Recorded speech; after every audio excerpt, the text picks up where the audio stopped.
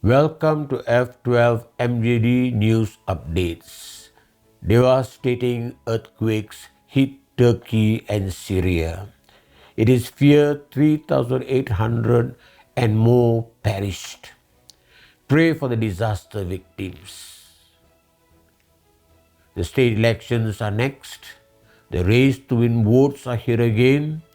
So far, the unity government has been working to clear the mess and expose the hidden abuses.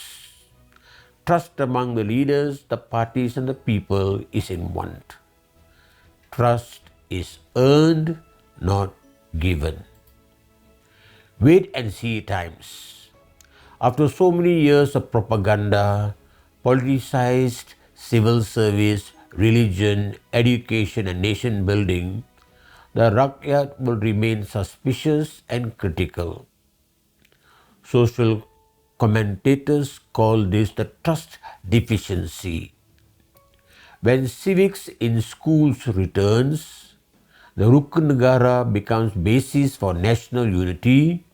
When corruption and the corrupted are condemned as sin and sinners, and when education produces poets, artists, writers, philosophers and social prophets with a heart, then we will see a nation with a conscience.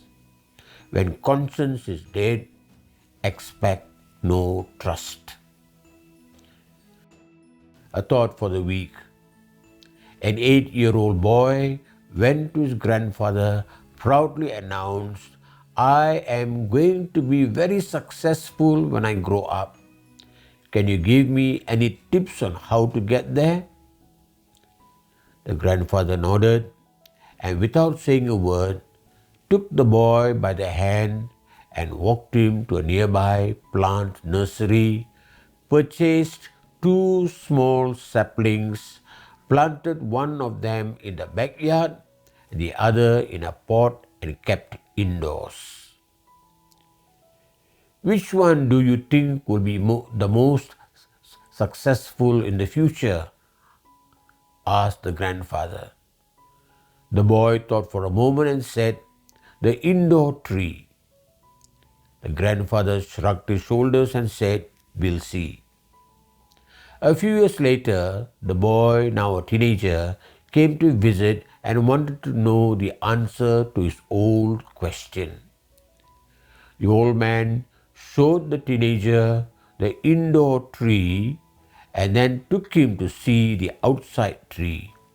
It was towering, but the teenager wondered, it doesn't make sense. The outside one had to cope with more challenges. The lesson from the grandfather: the outside tree had the freedom to spread its roots and its branches towards the heavens. The challenges toughen the tree. You can also choose the safe option and never grow like the inside tree. Amazing parts reveal themselves out of great adversity. Announcements for this week. 1. The call to the Auxiliary of the Apostolate, calling all single women aged 18 to 50 to explore a special lay vocation committed to the Bishop of the Diocese. Discover Your Vocation, a program facilitated by the Auxiliaries from the Archdiocese of Kuala Lumpur. Call or WhatsApp Miss Clara Paul.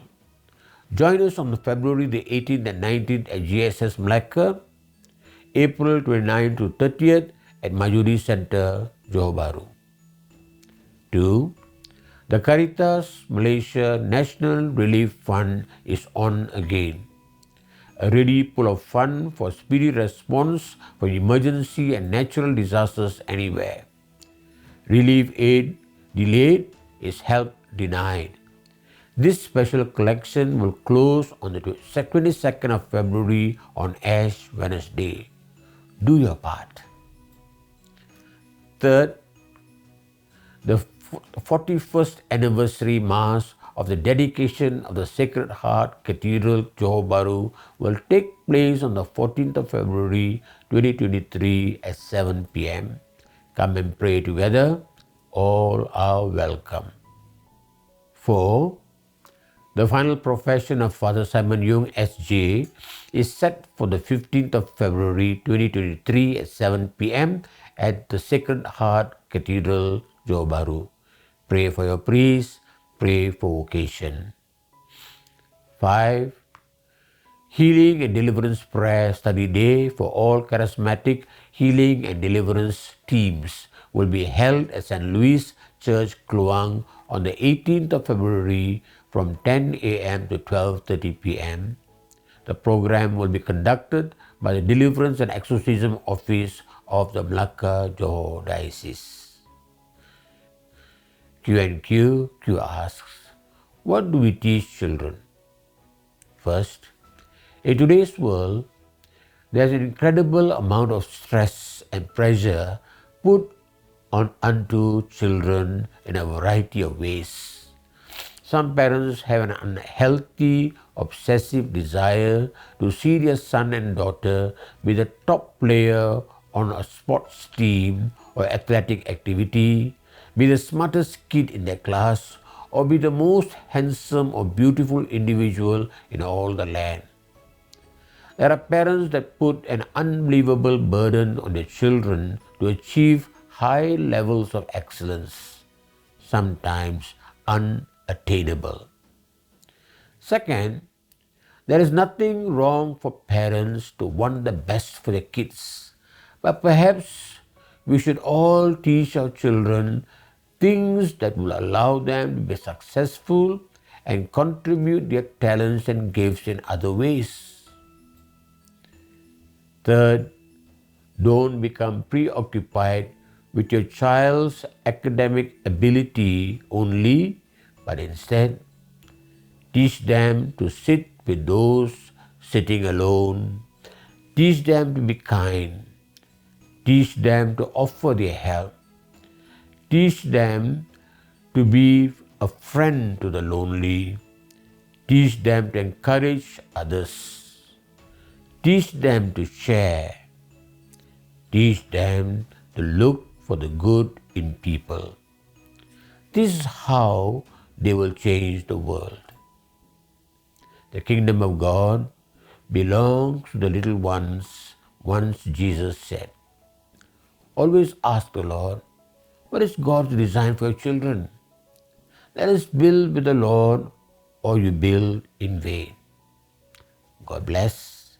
Have a great week.